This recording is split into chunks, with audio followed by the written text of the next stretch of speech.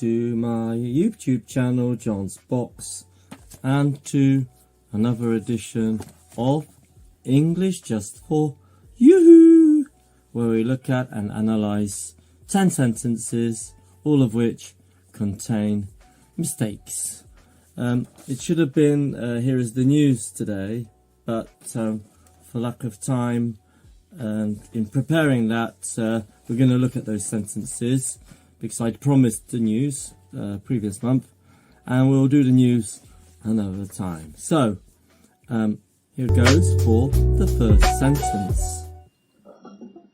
So the first sentence is, how many sugars for you? Well, you could ask that kind of question, how many sugars, meaning cubes of sugars. However, or how many teaspoons it would be, because teaspoons are countable, but sugar is uncountable. So instead of many, it would be much, and instead of sugars, it would be sugar. And for you, how much sugar for you, or rather better to ask, how much sugar do you want? So that's sentence number 1, and now we're going to go over to sentence number 2.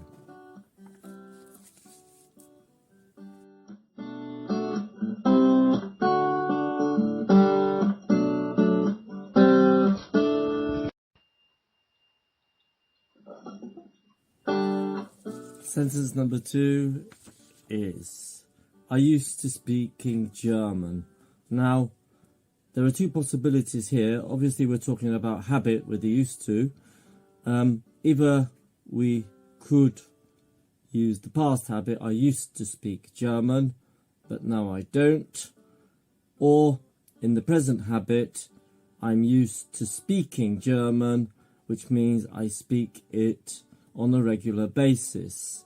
So you see how the two differ from each other. That's sentence number 2. We're now going to go over to sentence number 3.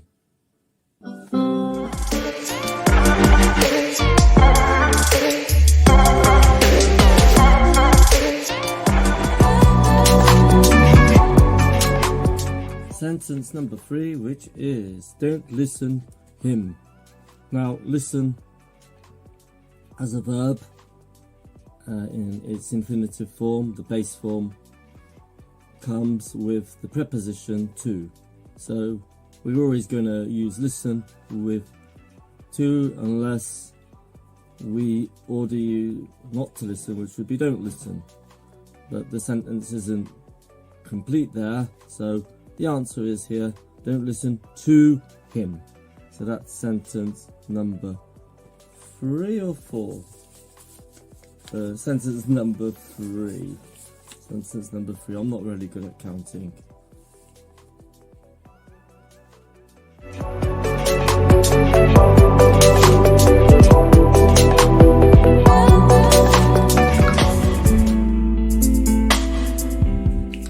Sentence number 4, which is, always I go swimming. So we've got adverb of frequency, how often, but in the case of always and most of the adverbs of frequency, they go before the main verb. So the correct construction is, I always go swimming. That's sentence number 4. We'll now go on to sentence number 5.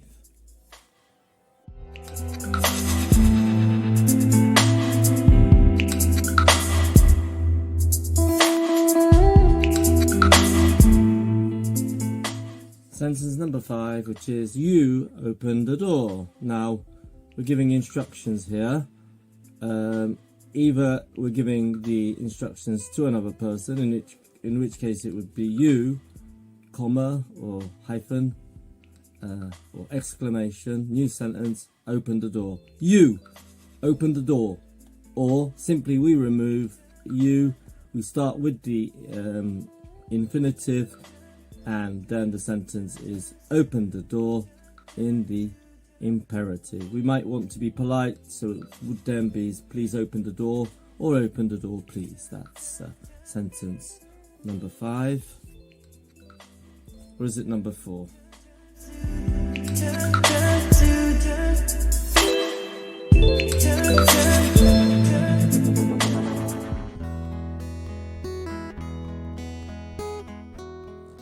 that's sentence number 5. We've reached a halfway stage, and now let's look at sentence number 6, rather a long one. When I was a child, I went to the cinema every Saturday. It looks correct on the surface, but the element here, which means we'll have to make it into some kind of habit, is every Saturday.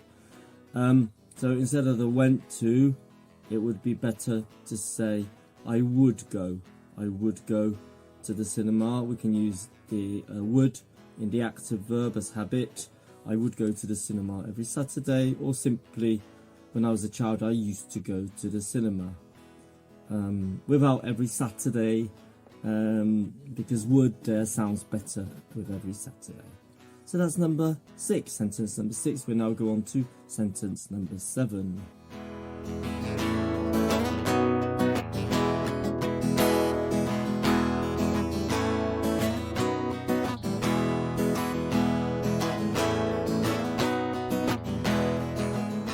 Sentence number 7, which is he very likes football.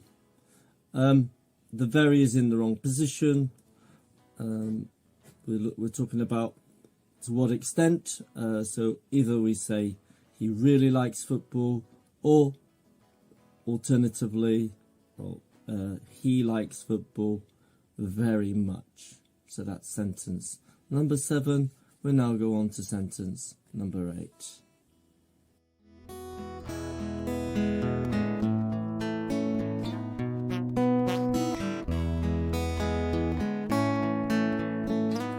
Sentence number 8, similar to the previous sentence with the very again.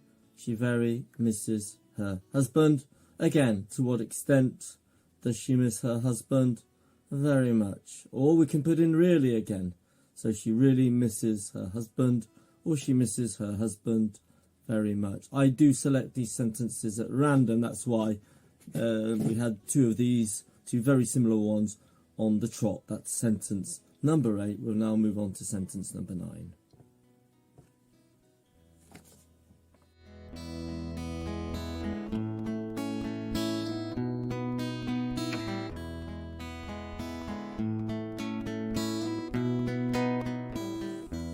Sentence number 9, which is we don't hungry. Now, hungry is an adjective, so we wouldn't put don't in front of an adjective, rather the verb to be.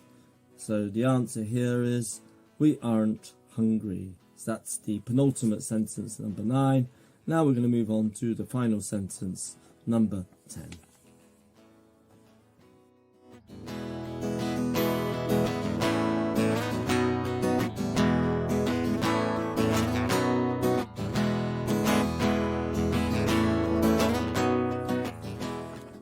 So sentence number 10, a conditional, what we call an if sentence. It's a question. If you see him, you will tell him. Again, as in every question, every simple question, every direct question, the you and the will need to be exchanged. It's what we call inversion.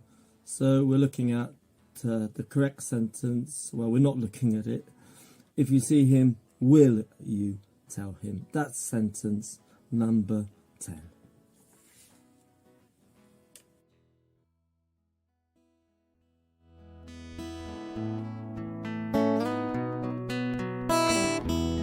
So that concludes the October edition of English Just For You.